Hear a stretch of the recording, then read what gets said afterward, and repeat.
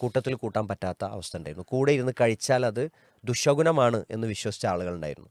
ഇസ്ലാമാണ് അത് അവരെ തിരുത്തിയത്. തുഫൈൽ ബിൻ അംറു ദൗസി റളിയല്ലാഹു തആല അൻഹുവിൻ്റെ മകൻ അംറു ബിൻ തുഫൈൽ, അദ്ദേഹം ഉമർ ബിൻ ഖത്താബ് റളിയല്ലാഹുവിൻ്റെ കാലഘട്ടത്തിൽ ഭരണാധികാരിയാണ്. ഉമർ റളിയല്ലാഹു അൻഹു അമീറുൽ മുഅ്മിനീൻ ഒരു ഭക്ഷണത്തിലേക്ക് ക്ഷണിച്ച സമയത്ത് ഖലീഫയോടൊപ്പം ഭക്ഷണം കഴിക്കാൻ അദ്ദേഹം തയ്യാറാവുന്നില്ല, മാറി നിൽക്കുകയാണ്. അപ്പോൾ ഉമർ ബിൻ ഖത്താബ് റളിയല്ലാഹുവിന് കാരണം മനസ്സിലായി. കാരണം തുഫൈൽ ബിൻ അംറു ദൗസിയും അംറു ബിൻ തുഫൈലും രണ്ടുപേരും യമാമ യുദ്ധത്തിൽ പങ്കെടുത്തിരുന്നു. തുഫൈൽ ബിൻ അംറു ദൗസി യമാമ യുദ്ധത്തിൽ മരണപ്പെട്ടിരുന്നു. അദ്ദേഹത്തിൻ്റെ മകൻ അംറു ബിൻ തുഫൈലിൻ്റെ കൈ നഷ്ടപ്പെട്ടിരുന്നു യുദ്ധത്തിന്. അപ്പോൾ അംഗപരിമിതനായ കൈ നഷ്ടപ്പെട്ട ഞാൻ ഈ ഭക്ഷണത്തളികയിൽ അവരോടൊപ്പം ഇരിക്കണം എന്നതിൽ അദ്ദേഹത്തിനൊരു മടി തോന്നി. മടി തോന്നാൻ കാരണം വേറെയുണ്ട്. ജാഹിലിയ കാലഘട്ടത്തിൽ ഇസ്ലാം വരുന്നതിന് മുമ്പ് നബി സല്ലല്ലാഹു അലൈഹി വസല്ലമയുടെ അധ്യാപനങ്ങൾ ആളുകൾ ഉൾക്കൊള്ളുന്നതിന് മുമ്പ് ഇത്തരം കാഴ്ച പരിമിതർ, അംഗപരിമിതർ, കേൾവി പ്രശ്നമുള്ള ആളുകൾ അവരോടൊക്കെ ഒരു മോശപ്പെട്ട സമീപനം സ്വീകരിച്ചിരുന്നു. കൂട്ടത്തിൽ കൂട്ടാൻ പറ്റാത്ത അവസ്ഥ ഉണ്ടായിരുന്നു. കൂടെ ഇരുന്ന് കഴിച്ചാൽ അത് ദുശകുനമാണ് എന്ന് വിശ്വസിച്ച ആളുകളുണ്ടായിരുന്നു. ഇസ്ലാമാണ് അത് അവരെ തിരുത്തിയത്. ഉമർ റളിയല്ലാഹു അൻഹു ചോദിച്ചു, എന്തേ നിങ്ങൾ ഞങ്ങളോടൊപ്പം ഭക്ഷണം കഴിക്കാൻ ഇരിക്കാത്തത്? അപ്പോൾ അദ്ദേഹം ഒന്നും പറഞ്ഞില്ല. അപ്പോൾ പറഞ്ഞു, നിങ്ങളുടെ കൈ നഷ്ടപ്പെട്ടത് കാരണത്താലാണോ നിങ്ങൾ മടി കാണിക്കുന്നത്? അപ്പോൾ അദ്ദേഹം അതെ എന്ന് പറഞ്ഞു.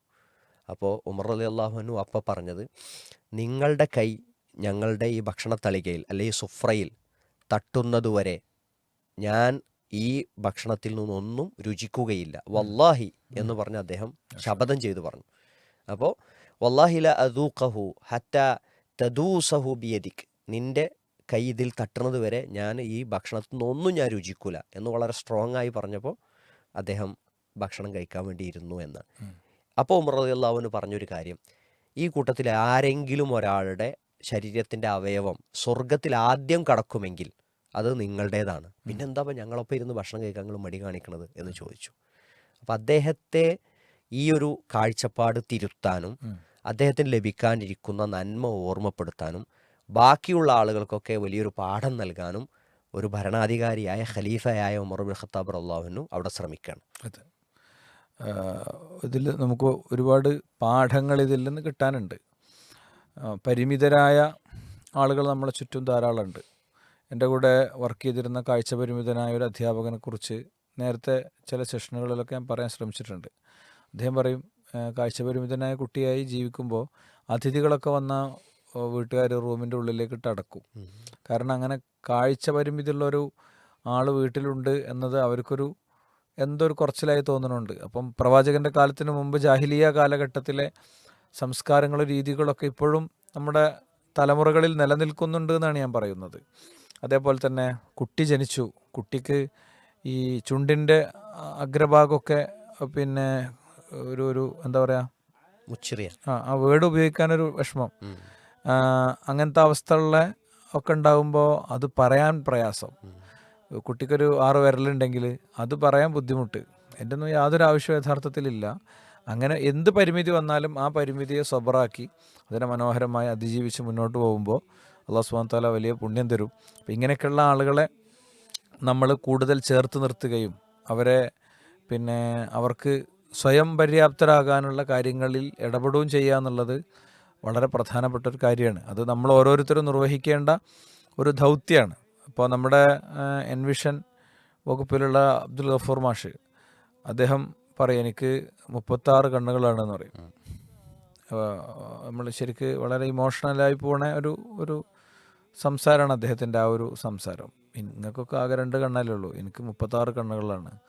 എൻ്റെ കുട്ടികളെല്ലാവരും എന്നെ ഭയങ്കരമായി പരിരക്ഷിക്കും. അപ്പം അങ്ങനെയാണ് യഥാർത്ഥത്തിൽ ആവേണ്ടത്. ഉമർ ഖത്താബ് ഈ ഒരു ചരിത്രത്തിലെ ഈ ഒരു സംഭവത്തിൽ നിന്ന് കിട്ടുന്ന ഒരു പ്രധാന പാഠതാണ്. അതോടൊപ്പം ഇന്നും നമ്മുടെ അതിഥി സൽക്കാരങ്ങൾക്ക് വലിയ പ്രശ്നങ്ങളുണ്ട്. ഇപ്പോൾ നമ്മളെ പള്ളിയിലെ ഉസ്താദ് അതിഥിയാണെങ്കിൽ ആ അതിഥിക്കുന്ന 250 ഉറുപ്പ്യ കൊടുത്താൽ മതി, ഞാൻ കൊടുക്കുമ്പോൾ ഉള്ള ഒരു കാര്യമൊന്നുമല്ല പറയണത്, ഇപ്പോൾ ഹോട്ടലിൽ നിന്ന് കഴിച്ചോളും എന്ന് പറയുന്ന ഒരു കൾച്ചർ ബാലൻസിങ് ആണ് ഇപ്പോഴും. ആൾക്കനുസരിച്ചാണ് പലപ്പോഴും ആതിഥ്യം. അത് ഒരു ഫാക്ടർ തന്നെയാണ്, നിഷേധിക്കണില്ല. പക്ഷേ അതിഥിയാണ്. അല്ലാഹു റസൂൽ പറഞ്ഞ പോലെ അന്ത്യദിനത്തിലും അള്ളാഹുലും വിശ്വസിക്കുന്ന ആളുകൾ ഫൽയുക്രിം ലൈഫഹു, അന്ത്യദിനത്തിലും അള്ളാഹുലും വിശ്വസിക്കുന്നവരെന്നാണ്.